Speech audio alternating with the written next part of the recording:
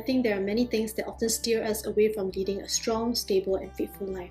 But one of the more common reasons is feeling discontented about our present life or situation. When work burdens are too oppressing, family needs are growing, financial instability is happening, or things like loneliness or an unanswered prayer for the longest time, we could even wish that we could turn back time, desire to lead someone else's kind of life, or just want more than what we have now. Now, it is only natural we may feel this way because we have a nature to desire, to move forward, and to strive.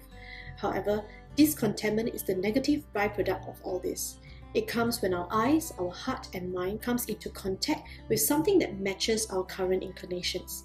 Maybe a desire for personal time because we are laden with child-rearing duties, upgrade to a bigger house because our peers are mostly doing so, investing because it is all the rage for quick money.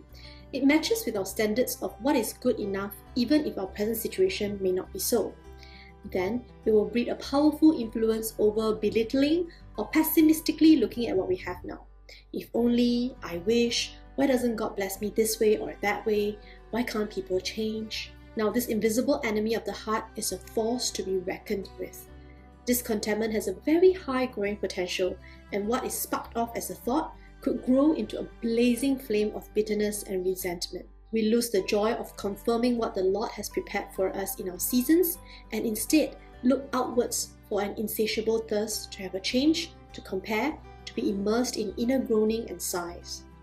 Though it may just be a thought or feeling, it flows out into our living eventually, not putting in our heart at work because we are unhappy with it, or behavior, words and facial expressions to our family members because we are so tired of the chores and impatient with the repetitive things. People will start to feel your vibe, or if not, you will start losing your Christian joy. It not only affects the way we look at ourselves, it will start burning other bridges of our lives as well. Yes, it might not be causing major tidal waves of issues, but discontentment creates cracks in our faith living, our relationship with God, and with the people around us. Now, Satan feeds off our discontentment, so let us not breed it, but starve our flesh from this enemy within. To do so, we need to know where our discontentment tend to work up. When we eat something and get a stomachache the next day, we will think back on what it is that caused this discomfort. It could be that expired bread, the spicy noodle, or such. Then we will be wary in the future. Similarly, knowing we have discontentment, we have to realize what usually causes it.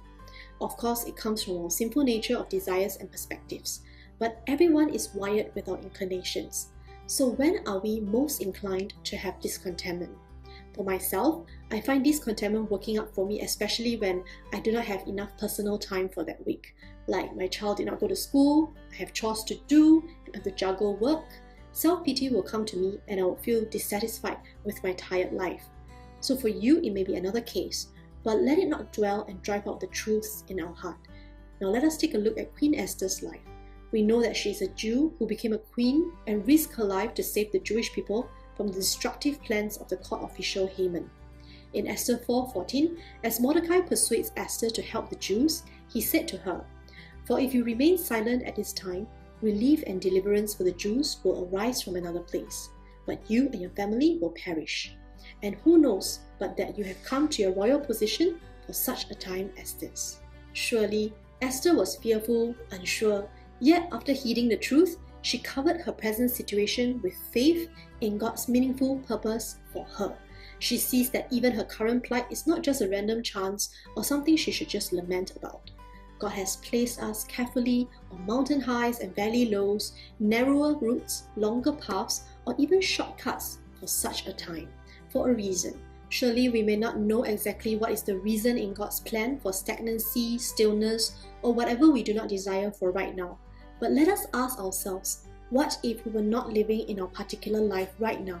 Could we have missed out accomplishing many of the things God has been doing through our lives? In other words, if we had the life we wanted, where will our need and reverence for God be?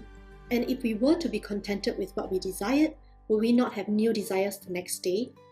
Let us not fill up the void of our lives with things that cannot consistently satisfy. Let us not make these shifting shadows our end goal in this season of life. True contentment cannot be found in possessions, people, or a good outcome. It can only be found in our spiritual convictions that Christ's power, purpose, and provision is the only sufficiency in all things. Let me end with these verses in 1 Timothy 6. But godliness with contentment is great gain, for we brought nothing into the world and we can take nothing out of it. But if we have food and clothing, we will be content with that. Those who want to get rich fall into temptation and a trap, and into many foolish and harmful desires that plunge people into ruin and destruction. For the love of money is a root of all kinds of evil. Some people eager for money have wandered from the faith and pierced themselves with many griefs.